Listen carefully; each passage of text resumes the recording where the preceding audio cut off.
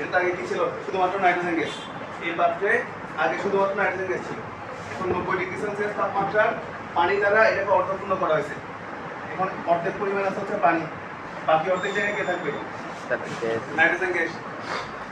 এখানে থাকবে হচ্ছে নাইট্রোজেন, আর এই জায়গায় আছে পানি।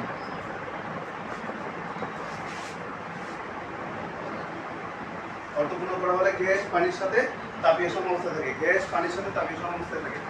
গ্যাস পানির সাথে তাপীয় সমঅবস্থায় থাকে মানে কি বুঝছো? দুইজনের তাপমাত্রা এগিয়ে হয়ে গেছে। তাপীয় সমঅবস্থায় আসা মানে নাইট্রোজেন গ্যাসের তাপমাত্রা এবং পানির তাপমাত্রা এগিয়ে হয়ে যাবে, তাপীয় সমঅবস্থায় আসছে। এরপর বলছে গরম পানি দ্বারা অর্ধপূর্ণ করার পূর্বে অধিক পরিমাণ গ্যাস ধারণ করবে কিনা। গরম পানি দ্বারা অর্ধপূর্ণ করার পূর্বে অর্ধেক পরিমাণ গ্যাস ধারণ করবে কিনা।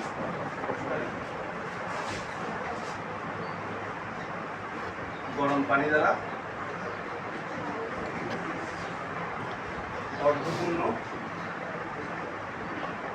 করার পর পূর্বের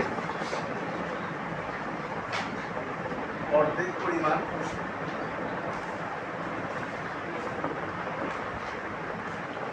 গ্যাস ধারণ করবে কিনা।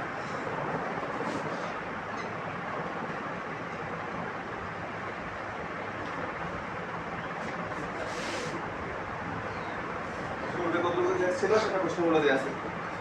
পানি দ্বারা যখন আমি অর্ধপূর্ণ করে ফেলছি সে অবস্থায় কি পরিমাণ গ্যাস আছে, এই গ্যাসের পরিমাণটা পূর্বের অর্ধেক হবে কিনা সেটা যাচাই করতে হবে।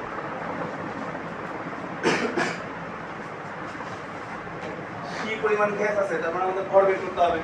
ভর বের করা হচ্ছে যে PV = nRT সূত্রে W/m RT।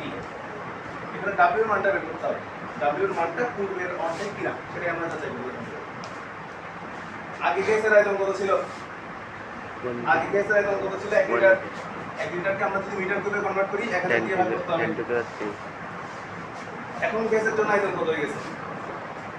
গ্যাসের জন্য আয়তন কত হয়ে গেছে? আগে তো 1 লিটার পুরোটা জুড়ে আমার গ্যাস ছিল এবং পানি দ্বারা অর্ধপূর্ণ করে ফেলার পরে অর্ধেক পরিমাণ খালি জায়গা আছে।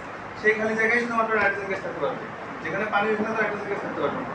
তাহলে এখন পরিবর্তিত আয়তন কত হবে? আগে যা ছিল তার অর্ধেক 0.5 × 10⁻³ মিটার কিউব। এটা হচ্ছে পরিবর্তিত আয়তন। আমরা একটা আয়তন দেওয়া আছে। এরপর তাপমাত্রা কত হবে বলো? আগে কত তাপমাত্রা ছিল? 273। আমি এখানে কি ঢালছি? পানি ঢালছিলাম। পানির তাপমাত্রা কত ছিল? 90 ডিগ্রি সেলসিয়াস। পানি ঢালার পরে বলছে গ্যাসের তাপমাত্রা এবং গ্যাসের তাপমাত্রা এবং পানির তাপমাত্রা এটা তাপীয় সমঅবস্থায় আসছে, মানে দুজনের তাপমাত্রা সমান হয়ে গেছে। সেক্ষেত্রে তাপমাত্রা হচ্ছে 90 ডিগ্রি সেলসিয়াস। দুজনের তাপমাত্রা সমান হয়ে গেছে। কত এটা? 90 + 273 363 কেলভিন। চাপের কোনো পরিবর্তন হবে? PV = nRT। চাপ পরিবর্তন হবে না।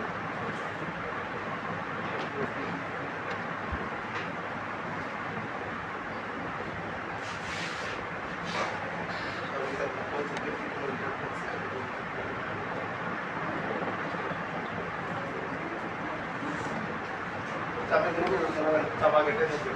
চাপের সময় চাপ সম্পর্কে যেহেতু কোনো মন্তব্য করে নাই, চাপ আগেরটাই বসাতে হবে। আচ্ছা, এখন PV = nRT সূত্র ব্যবহার করে W এর মানটা বের করে দাও। PV = nRT সূত্র ব্যবহার করে W এর মানটা বের করো। PV = W/m RT। এখান থেকে W বের করো। W সমান হচ্ছে PVm / RT। মানগুলো বসাবো।